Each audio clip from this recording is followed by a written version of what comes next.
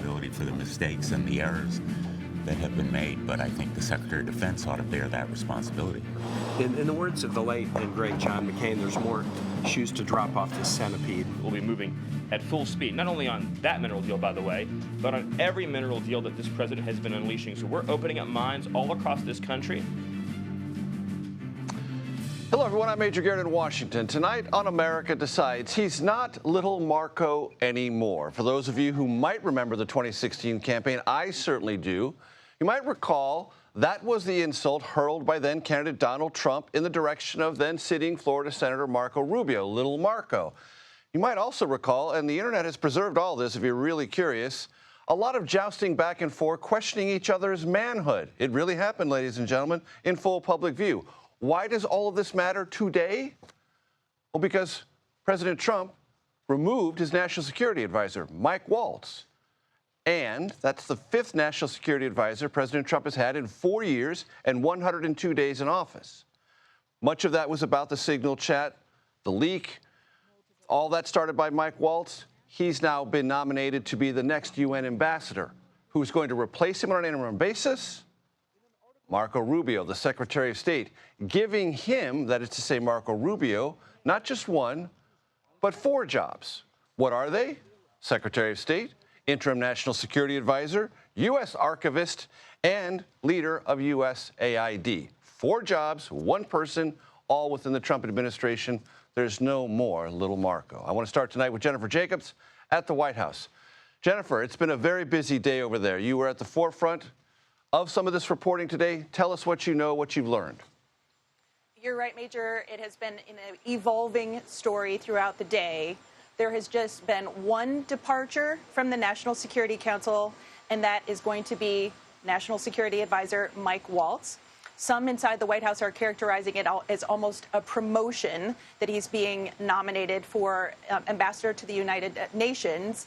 But what I can tell you is Alex Wong, there were discussions this morning that one of Waltz's deputies, Alex Wong, might be asked to leave as well. His situation remains unclear. This morning, I know he was still carrying on national security business. He was talking policy with some of his coworkers. So for now, there is just going to be one departure, and that's Mike Waltz. And why is Mike Waltz moving out of this role? We were told it's accumulation of effects.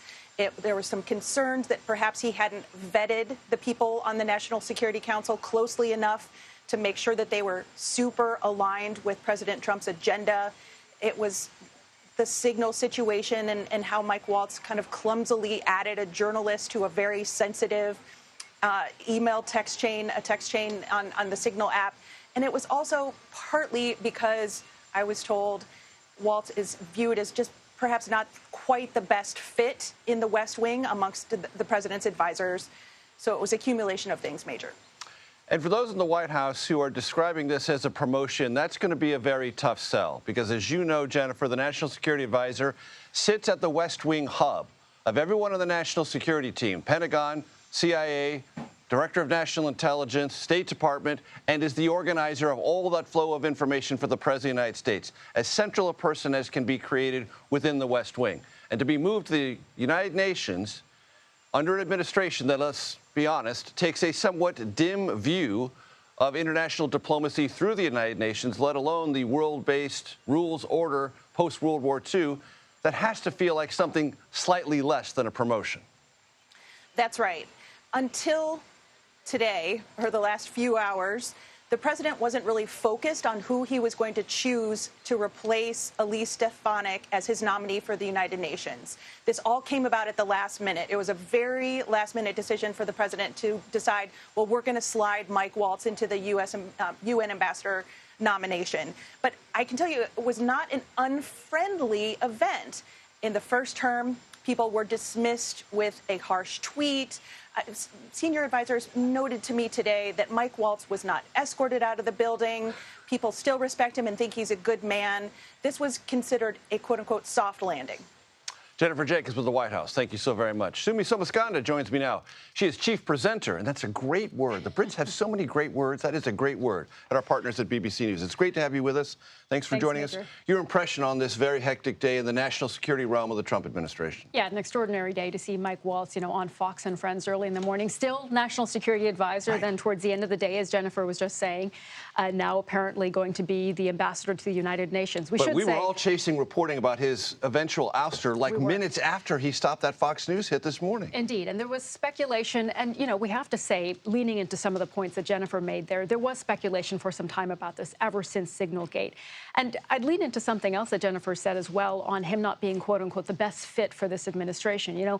When news came out after Donald Trump was elected in November that Mike Waltz would be named for this post, National Security Advisor, there wasn't the same pushback as there was for other cabinet positions, particularly among Democrats and some of Donald Trump's critics, because he was someone who was seen as representing more of those traditional Republican priorities, national security priorities, foreign policy. We had then Representative Mike Waltz on our program to talk about Iran, China, Russia, typical foreign policy, big meaty foreign policy issues.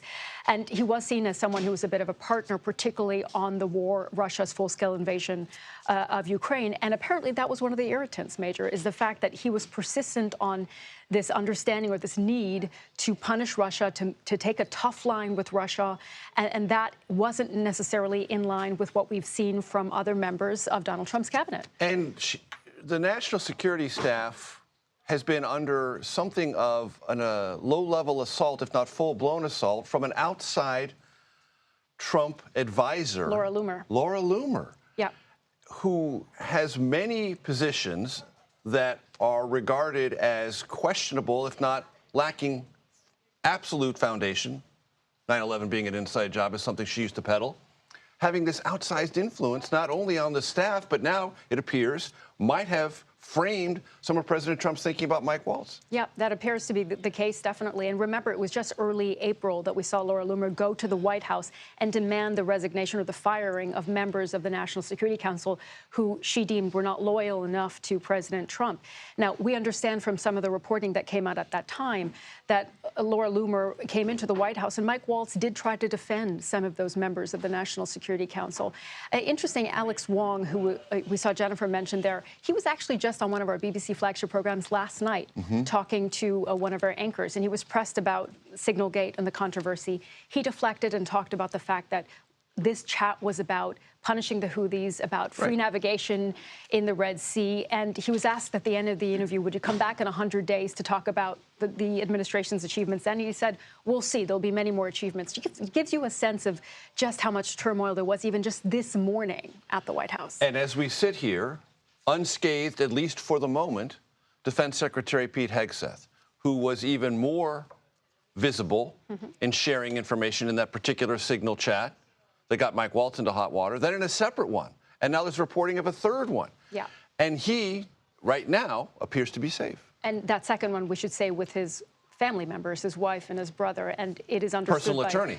Exactly, and it's understood that much of that information was similar to that first signal chat. Highly sensitive, if not classified. Highly sensitive, the kind of thing that if you are a rank-and-file member of the military or the intel community and you do the same thing, you're in immediate hot water. And that is why you're seeing some Democrats say here, look, it should not have been Mike Waltz. It should have been Pete Hegseth. But at the same time, we're hearing, and as Jennifer was indicating, they're reporting that at this point, it looks like Pete Hegseth, is safe in his position as defense secretary, even as just earlier this week we saw the news that a drone attack by the Houthis caused the U.S. to lose a $60 million jet off the back of a plane. So certainly he has faced some challenges in that role. But as of now, as we understand, Donald Trump is standing behind Pete Hegseth. And Sumi, you mentioned this, and it was important that you did so, that Mike Waltz was on Fox this morning. Yes. When he was there, he was talking about the mineral deal negotiated and signed last night by Ukraine and the Trump administration. Yeah. Evaluate that for our audience. So this mineral deal, the Treasury Department is saying this is a very important agreement for both the Ukrainians and the U.S. And what's interesting here is this is not just about critical minerals. It's also about oil and gas. So essentially the U.S. and Ukraine get 50-50 on the royalties from Ukraine's resources. So again, oil, gas, and critical minerals. And the idea that the U.S. has made here, or the Trump administration, the idea that they've sold here is that with an economic interest in Ukraine, with U.S. economic interest represented in Ukraine, that will serve as a deterrent to Russia and Vladimir Putin. I'll tell you, Major, we've spoken to some Ukrainians. A member of parliament, a former defense minister today said that's not a security guarantee. That will not prevent Russia from attacking again. So we'll have to see what the next steps are for Ukraine, but it's seen as an important first step. The Ukrainians would have preferred something in writing about a security guarantee. The Trump administration says, well, that's implied because of our economic interests are there. Don't you think we're going to defend them, or a future administration would defend them? The Ukrainians would prefer to see something in writing. They would, and, you know, to be fair, the administration has said any sort of actual security guarantee backed by troops on the ground would have to be taken on by the Europeans. That is something that the British Prime Minister, Sir Keir Starmer, has said that the coalition of the willing that he's built around support for Ukraine could possibly take on in the future. You could possibly see, you know, your European presence in Ukraine. And that's something that the National Security Advisor, now former, as we understand, Mike Waltz, had been very clear on. He said, the Europeans need to take on more responsibility for security in Ukraine. So that could still be a possibility going forward, in cooperation, however, with the U.S. The Britishism is presenter. It's a perfect word, far better than the American word anchor. Sumi Somaskanto, BBC. Thanks so much. Thank you. I appreciate it. Charlie Daggett joins me now from the Pentagon. Charlie, what we've just been talking about flows through your building. Take us away. Well, you know, they've been waiting for the axe to fall for weeks, ever since Signalgate, or the Signal conversation, broke out. And as you had mentioned there are a lot of people, especially on the Hill, who said, look, you picked the wrong guy. The true culprit here is not Waltz, who set up the channel and inadvertently invited a journalist to be part of that conversation, but Hegseth himself, who shared, as you put it, I think correctly so, sensitive, if not outright classified information. But this may have granted Hegseth some breathing room, because the argument being that you don't want to have a sort of 1-2. You know, the Trump administration is losing somebody who's been critical to multiple foreign policy challenges that the United States is facing at the moment. Some of those military challenges, Ukraine, Iran, the conflict in Gaza, China over the horizon. So might not be the best time to lose two important figures as they're dealing with not just foreign policy issues, but military issues. And Charlie, if I could, Sumi made a mention of this, the ongoing campaign against the Houthis, their response, and where things sort of are right now. And I know that this is something you've been pressing for in that building. But the lack of sort of visibility from the defense secretary or those speaking on his behalf about what's going on day to day or week to week in that confrontation with the Houthis. Yeah, you know, Major, I pointed out to a few officials that I spoke to today, because we're getting these numbers, but they're vague. Ironically, they say it's down to operational security, that they don't want to share the information about the conflict with the Houthis. But if you recall, when I was there covering the conflict against ISIS, we were getting detailed daily reports from CENTCOM as far as their targeting, the number of strikes, and what they were carrying out. Still have to point out, because you and I have discussed this, we have two carrier strike groups, two. It's about as high profile as you can possibly get in that region, who are currently taking part in that fight against the Houthis. You got the USS Harry S. Truman and the Carl Vinson, with a number of destroyers. And those destroyers, by the way, would be responsible for the protection of the Truman. So if it is to be believed that the Truman was taking evasive maneuvers because it was being targeted by the Houthis, that suggests either collapse in intelligence or surveillance or interception, because they should have seen it coming, as it were. So this is a daily battle. It has been happening. Operation Rough Rider is even a name to it. It's been happening since about that Signalgate story popped out a few weeks before that. And this is a real shooting war. You know, we talk about the wars in Ukraine, or the war in Ukraine, and we talk about the potential conflict with Iran, in Gaza. There is one conflict that the United States is engaged in on a daily basis with F-18 fighter jets, F-35 fighter jets, cruise missiles, destroyers, multiple strikes throughout the day in what's been called by the defense secretary a relentless campaign in a kinetic shooting war against the Houthis. And Charlie, you're deeply experienced in Ukraine. Evaluate how the Pentagon views this minerals deal and the idea that it implies, though doesn't state specifically, security interests of the U.S. on an ongoing basis. Yeah, Major, I think it's really important to point out that this minerals deal, if you want to even call it that, is not a peace deal. There are no security guarantees. And President Zelensky, in the original deal, he had been pushing for that. It's a joint investment fund. It's sort of peace adjacent. But the secretary said, it shows the U.S. is committed to facilitate the end of this cruel and senseless war. But officials here at the Pentagon have said, look, what does this mean in practical terms? They don't see it having an impact on the supply of weapons. In the future, military aid could be part of that deal to offset the resources, but it is status quo ante. Charlie Daggett at the Pentagon. Always a pleasure, sir. Thank you. Thank you. How allegations of gang membership landed Kilmar Abrego Garcia on a gang registry in 2019, and then many years later, inside a notorious El Salvadoran prison. Was that original designation, though, valid? We're going to explore that next, right here on America Decides. Welcome back. The Trump administration, as you no doubt have noticed, continues its fight to keep Kilmar Abrego Garcia off American soil and in El Salvador.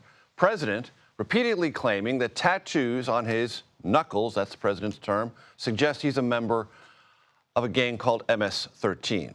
Despite that claim, the only actual tie in court on any piece of paper between Abrego Garcia, who lives in Maryland, and that gang is a now defunct local police registry, which was questioned for years amid accusations of racial profiling. This is how we got here in the Kilmar Abrego Garcia story, and I want to bring in Vanessa Cardenas.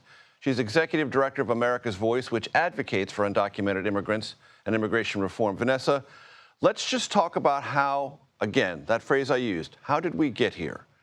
Kilmar Abrego Garcia in 2019 was outside a Home Depot, and some police approached, pick up the thing from there, and talk to my audience about this registry or this database that put him in it and what it said or alleged about him. Yeah. Listen, this is, I think, a really important point. That registry was rife with errors, and there have been, in fact, that registry was ended because of racial profiling issues. And the community, especially in Maryland, were really against it because they were racially profiling young Black and brown young people. So this whole issue with Mr. Abrego Garcia starts with that piece of paper where he allegedly was or is a member of a gang. But I really want to drive the point here that this is a bigger case than just Mr. Garcia. This case is about whether our government has the power to take someone off the street, send them to a prison in another country by mistake, abandon them there, and even to refuse to do what the Supreme Court asked them to do, which is to bring him back. So I think fundamentally, this raises the alarm for every American that cares about due process and their safety and security in our country. Right, because there's a piece of paper that was filled out by a detective with the Prince George's County authorities saying that because he had a hat on and some clothes that he thought was part of, quote, Latino or Hispanic gang culture, he should be thought of as a member of MS-13. That's the only thing in court that's ever been put forward, then or now. And that was adjudicated and looked at even by a Trump-appointed judge in 2019, who then put a non-removal order because after lots of questioning and representation on Kilmar Abrego Garcia's part by attorneys, it was discovered by that Trump-appointed attorney that there was a reasonable fear that if he went back to El Salvador on his own recognizance, but being deported back there, he might reasonably fear being abused or somehow intimidated or threatened by a gang that tried to recruit him when he lived in El Salvador. But that piece of paper has had no backing up since then by the detectives or the authorities from which it came. Do I have that right? You have all the facts right. It was a form that was never vetted. The police officer that filled it out was dismissed for other issues that he had. There is no more evidence at all that Mr. Abrego Garcia was, in fact, a member of a gang. There's no evidence. It was just only allegations. And The point that you just mentioned also is really important. This was in 2019, and a Trump-appointed judge reviewed all the evidence, and that judge also gave Mr. Abrego Garcia a work permit and said that he should stay in our country and be allowed to work because of the danger Mr. Abrego Garcia would face if he was deported to El Salvador. So it was during the Trump administration that Mr. Abrego Garcia got his work permit and was vetted by a judge to be in the United States. And again, there's no evidence that this Trump administration now has produced to really show that Mr. Garcia is, as what they say, a gang member. And twice, once in 2019 and most recently when he was held in detention and said, you will be let go if you give us information about other gang members you know. Both times, as I understand it, Kilmar Abrego Garcia said nothing, even though if he had said something, it might have expedited his release because he said he didn't know anything about gang members. That's right. And you know, Mr. Abrego Garcia is a member of the community. He has a U.S. spouse, U.S. kids.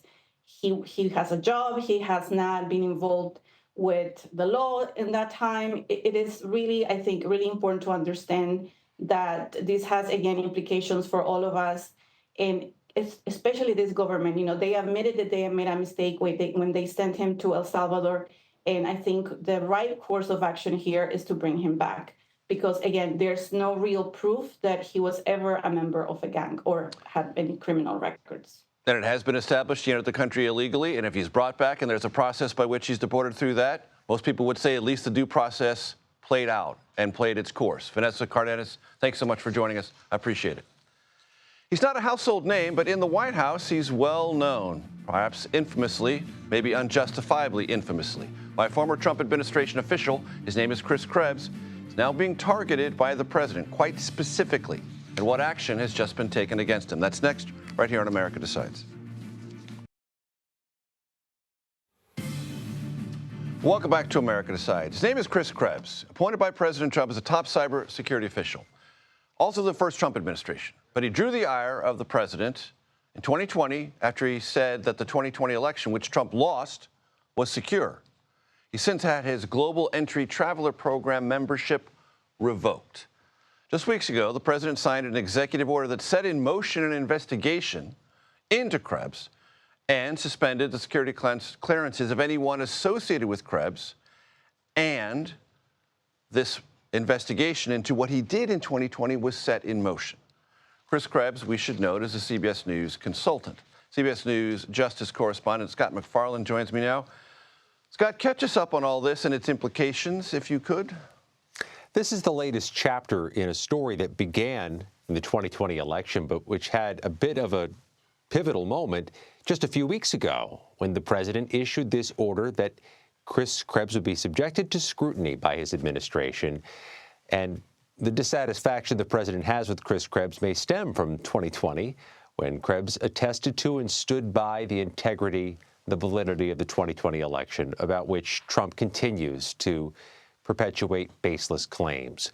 According to a Department of Homeland Security spokesperson, Krebs is now being denied access to that global entry system, which helps expedite international travel, because of a pending or potential law enforcement investigation. That's one of the criteria that can get you stripped out of the global entry program from the TSA, which means the Department of Homeland Security. This is a provocative move, to be sure, emphasizing a potential, if not pending, law enforcement investigation is quite a statement for a federal agency to make, Major, as you well know, especially with the Department of Justice. They don't refer or confirm investigations unless there's a case actually made. And Scott, this was raised at the time of that executive order, investigating what, under what statute, and what possible wrongdoing? And the critics of the Trump administration will argue this is a weaponization of the executive branch against a perceived enemy, that they are looking for something that may not exist, or that there's no predicate to understand that it does exist. This, though, has been a pattern from the president when he has a perceived enemy to name-check them, to call them out, with repercussions, Major. And critics of the administration would say this has a chilling effect. disincentivizing others from criticizing the president or the administration so they're not subjected to this type of scrutiny and therefore less employable or potentially legally at risk. Scott McFarland, always a pleasure. Thank you, sir. He's a very good man, and he will continue to do a good job. Do you think that Mike Waltz made a mistake, and does he need to apologize? No, I don't think he should apologize. I think he's doing his best. It's equipment and technology that's not perfect, and probably he won't be using it again, at least not in the very near future. Back in March, President Trump was, as you just heard, defending National Security Advisor Mike Waltz in the wake of that technology, otherwise known as Signal Group chat leak. Notably, Waltz sat just a few seats from the president in that cabinet room, was in the cabinet room earlier this week, but now he's out and apparently going to be nominated as the next UN ambassador. I want to bring in our panel, CBS News political contributor, Democratic strategist Joel Payne, and Republican strategist Ashley Davis. So, Ashley, start first. Mike Waltz in, now moved out, and look, I know the White House is trying to say, hey, it's a promotion to go to the United Nations. It is not a promotion to lose position in the West Wing as National Security Advisor to go to New York to the United Nations. Well, and remember just 2 weeks ago or whenever Elise was asked to step down that he said this wasn't really a real position anyway. Elise Stefanik, yeah, yes. Elise Stefanik. His original nominee, who's now staying in the House of Representatives because Mike Johnson, Speaker of the House, needs every Republican House vote he can get for coming votes on the tax bill and the like. Absolutely. Here's my number one thing about this story today. This is not about Signal. I think Signal is one piece in the puzzle of why Mike Waltz is gone. What is it really about? I think there was a lot of personality issues between certain peoples within the West Wing, and there was also some issues with maybe him being too, quote, hawkish. But I think that it was just time. There was enough feathers being ruffled that it was time for him to move on. I actually, in regards to his UN appointment, I think it's going to be really hard because of Signal for him to get through the Foreign Relations Committee and the Senate and then get a full vote by all the Republicans. I mean, he can lose 3, obviously, but I think a vote is going to be, I will be surprised if he becomes the UN ambassador. Ashley, I'll tell you right now, I will not be surprised if he's the UN ambassador because the Senate Republican conference that can confirm Pete Hegseth, narrowly as it did, will probably confirm Mike Waltz. Can I comment? Go, please. Okay, so on those 3 things, so we have... He can lose 3, really, because then you'll have the vice president. So breaking the tie, yeah, right? So you have Murkowski, Collins, and McConnell, who definitely will not vote.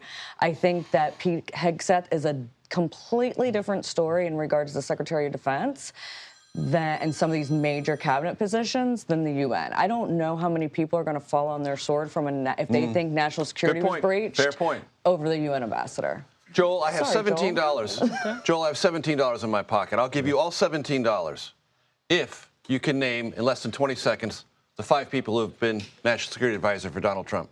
Ooh, gosh. H.R. McMaster, who did some work here with CBS News previously. Oh, gosh, was it our friend who is the Iran hawk? Oh, my gosh, John Bolton. That's 2. See another one? Flynn, I got some help there. Flynn, 3. I got to give you $4 back. I got to give you $4 back. In order, ladies and gentlemen, Mike Flynn, H.R. McMaster, John Bolton, Robert O'Brien, Mike Waltz, and now the 6th would be interim Marco Rubio. Joel, give me your take. Give me your take. Run with it. My take is I think Ashley makes I don't even have $17 in my pocket. I think it's a fantastic point that like Signal is maybe just the permission structure that's created for the break here. I think Mike Waltz signaled way too normie. The signaling he was doing was way too normie. Also, of course, the punishable by death offense of knowing Jeffrey Goldberg. I think those 2 things set in motion a chain of events that many people in that West Wing didn't want Mike Waltz in the first place. I think Marco Rubio is normie enough for that entire national security operation. Mike Waltz, 1 normie too many. You got it. I want to play for you sound from the State Department. Ashley, you have perspective on this, what it's like to be sort of maybe blindsided bureaucratically. Let's watch how that played out in real time today. The president has just written on Truth Social that Mike Waltz is going to become the new U.S. ambassador to the United Nations. Well, there you go. The National Security Fabulous. Advisor. And in addition to that, he says that in the interim, Secretary of State Marco Rubio will serve as National Security Advisor while continuing his strong leadership at the State Department. Do you know how long he's going to be serving in both roles? It is clear that I just heard this from you. And there you have it. Ashley. I mean, this isn't atypical of the administration, obviously, and I don't know why. Listen, they were putting stuff out fast and furious because people were concerned about who was going to be the national security advisor. I understand that. And they don't feel like they need to brief everyone that's involved. But obviously, it's very uncomfortable for her. I wouldn't want to be in her position. No, I think this is interesting, though. Marco Rubio, which I don't know how many people called this, seems to be in high favor. Oh, yeah. In that West Wing with Susie Wiles, that Florida connection. No doubt. It seems like she's... Four jobs. He has earned President Trump's trust in whatever way he needed to. So I think that's actually notable. Can I have my $17 question? No, you can't. I got to move on. So Steve Bannon, who is an important voice in the Trump world, talked to Steve Inskeep of NPR, and they covered a lot of ground. I recommend people take a look at that. It's on YouTube, even though it's on NPR. And one of the topics that Steve Bannon provocatively raised was a third Trump term. Listen. Yeah. Does it bother you that that's unconstitutional? That what's unconstitutional? Running for a third term? Steve, as I told you, I'm sure we're working on some things that are well inside the Constitution. And it'll be very. I think people will agree that it'll be very smart work. Give me an example of one thing. I don't want to whet your appetite. It's exploding liberals' heads, progressive heads. That Trump's going to be with them forever. Trump's going to be with them forever. Joel. Shenanigans. Listen, this is a president that is very fastly becoming a lame duck, trying to keep himself out of lame duck status. Donald Trump ain't running for a third term. You want to know why? Because he ain't doing nothing with a second term. He's not exactly showing himself with distinction in the second term, down 10 points in 2 months. It's a distraction. That they do this on purpose. We're not changing the Constitution and ratifying it in 2/3 of the states. Before we go, last night Kamala Harris gave a speech. Here's a soundbite. Let's listen. President Trump and his administration and their allies are counting on the notion that fear can be contagious. What they have overlooked is that fear is not the only thing that's contagious. Courage is contagious. Ashley, is it? Yeah, I'm looking at her, and she's still struggling with her messaging, to be honest with you. I'm sorry, I was distracted. Do you think she is? We might disagree on that. I think she's improved a lot. And I will say this. It's not just Kamala Harris. Joe Biden, which I think he announced recently is going to be on The View soon with Joe Biden. You're seeing lots of other Biden alum kind of come out. It feels like those folks have now decided to come out of hibernation, maybe because folks are starting to see that this Trump project isn't working out well. Of the Trump White House, I'll say that. Joel Payne, Ashley Davis, thank you very much. 7 months on in North Carolina, still parts of North Carolina still recovering from Hurricane Helene. Next, we revisit the devastation with a journalist who covered the damage to his community. We talked to him back then. We're bringing him back now to get an update. That's next right here on America Decides.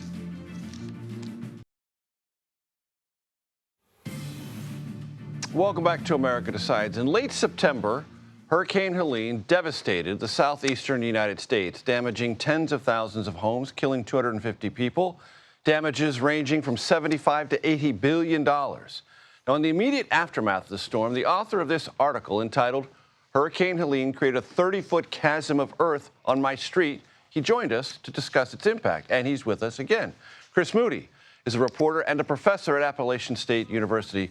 Chris, I'm so glad to see you. I told you when we talked back then I would bring you back because I want to keep following what's going on. You and many student reporters who work within your Appalachian State program have been chronicling the story since. Catch us up. Yes, well, as you remember from 7 months ago now, there was devastation all throughout western North Carolina and other regions. Many of us were cut off from the outside world, both digitally and physically, for a very long time. And now, thankfully, a lot of the recovery has been underway, and things are largely much better. The ski season in the South went off. People still came up to Boone and came up to Nashville as well during the fall, or the late fall, the winter, and now the spring, and things are opening. Our farmers market has been opened, although it has been a little bit difficult because a lot of the farmland was in flood zones at that time. And so it has been a challenge for farmers. Students like Ashton Ahart at the Appalachian newspaper have chronicled the opening of new farmers markets and how people are doling out food to people and sharing materials with one another in many remarkable ways. But the work continues to be ongoing. Homes are still being rebuilt and being repaired. Organizations like Samaritan's Purse, which is based here in Boone, North Carolina, are still doing daily work with the community. And so it has not stopped, although from appearances, it does seem to be largely back to normal for many people. How would you describe FEMA's footprint and what parts of your community are still stressed? I read a couple of stories produced by the student journalists about those in motorhome or mobile home parks, very, very stressed still. That's right. The mobile home communities were hit incredibly hard. Juliet Cohen, who's a writer who wrote for the Watauga Democrat, our local paper here, chronicled what has happened to a single family who lived in a mobile home here, where a lot of the homes were just wiped away. And if you drove past them for a long period of time, there was just rubble and dirt. It was as though they had never existed at all. A lot of money is coming to those communities to help rebuild. FEMA has provided opportunities for them, but for many families, it hasn't necessarily been enough money to do what needs to be done to get people whole, to get them back to what they were before the storm. This has also had an impact on our Latino communities here, people who might not be citizens, including legal people who are here legally but not citizens, that might not have access to the kind of financial opportunities through the federal government that citizens might have. And so a lot of local community groups, churches have really picked up the slack. We're still seeing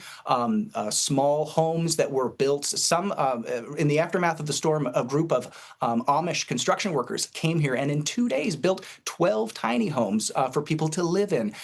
Some churches still have RVs in front of them where they're allowing people to live while their homes and everything is being repaired. So like I said, that work is ongoing, but people are still going through it. And it's really wonderful to be able to tell those stories so long after the storm, because it's sorely needed still at this time. And Chris, the FEMA footprint and any problems that the community is having dealing with FEMA in terms of reimbursements or other assistance? Well, there are always going to be frustrations with timing when it comes to the federal government. There's documents that need to be filled out and many things that need to be done. But the kind of uproar that happened in the immediate aftermath, that has kind of toned down. The money is coming to the area. I know that the Trump administration has sent officials to Western North Carolina. The director of HUD was here not too long ago, and others are coming. So it's not as though the area has felt forgotten in any way. People are still striving to get what is due to them in order to rebuild. But as you might recall from our chat 7 months ago, this is an incredibly resilient place full of people that immediately after that storm became safe to go outside. People went outside with food, with water, with chainsaws to cut down trees, looking for people to help. It was a time when people really came together, and it was because of that interpersonal kind of support from neighbors, from one another, that people were able to not only survive, but really, I guess you could say, thrive. During that time in community. It's an American recovery story. It's one we're going to continue to monitor, and we're going to rely on Chris Moody to help us do it. Chris, thank you so much. I appreciate it. Thank you, Major. Appreciate it. It's not a family feud. It's a party feud. Why David Hogg's future within the Democratic National Committee, it just might be in jeopardy. There's a move, maybe it's just small, maybe it'll go into something more, to oust the newly elected vice chair over a complaint the way he was elected actually discriminated against women of color within the DNC. You're watching America Decides.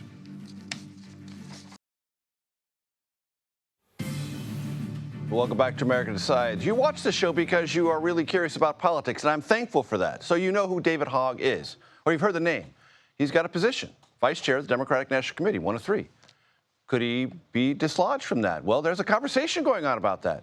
One of the candidates who lost to Hogg in that election for vice chair is claiming that the way that election was conducted discriminated against them, meaning those other challengers, and violated DNC rules. This might sound like a small thing, but it might be a big thing, and so much so that the Credentials Committee will meet to consider that complaint May 12th.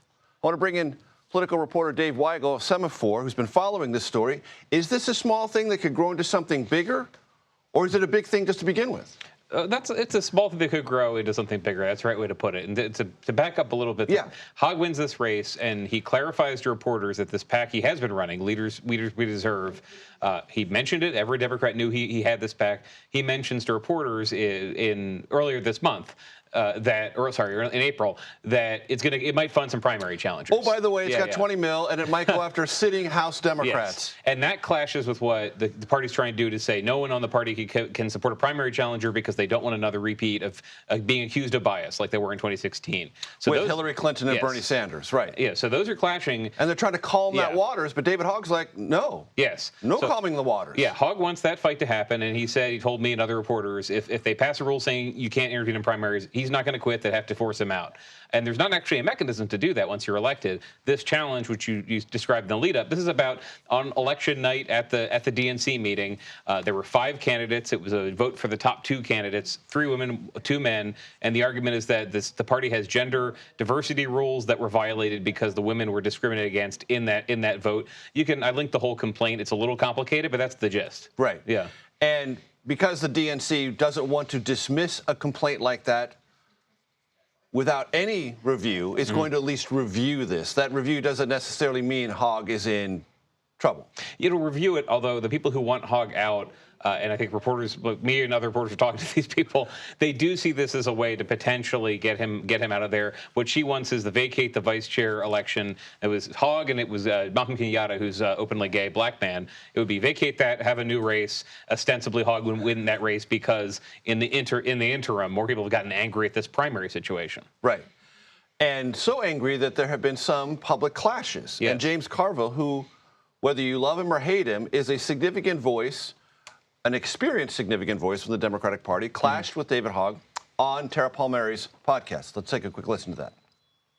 I just will tell you right to your face, I think it's abominable that you have anything to do with the DNC and you're going to go and raise $20 million to beat other Democrats. There is a real danger, though. You just talked about how those Medicaid cuts were terrible, obviously. Those were enabled by 2 of our members literally passing away, unfortunately. And after that podcast, kind of a meeting of the minds, sort of. Yes, Carville said on X that he actually likes David Hogg. He fights. He compared him to Ulysses S. Grant, and that was the description that Abraham Lincoln had. And I texted Hogg after that, and he said that's progress. And he really does. I think what Hogg is doing here, and other Democrats have done this, Howard Dean did this with Rahm Emanuel, is starting a fight over something he thinks is good for the party to be seen doing, which is saying, yes, we have too much dead wood in the party, or maybe a nicer way to put it, although Hogg hasn't been that nice, and saying Hogg's phraseology is asleep at the wheel. Yeah, that is maybe nicer. And saying the party cannot just be a incumbent protection association. We have candidates who are not doing the best they could with their seats. It is a very insurgent argument that he's making. It's one, frankly, Republicans have inside the tent with Donald Trump, a different version of that. He's happy as president to go and say, you're an incumbent, get out of here. I'm going to campaign for your opponent. Democrats, because of this 2016 hangover, they're very worried about looking that way, and they can't agree with the party fully stands for.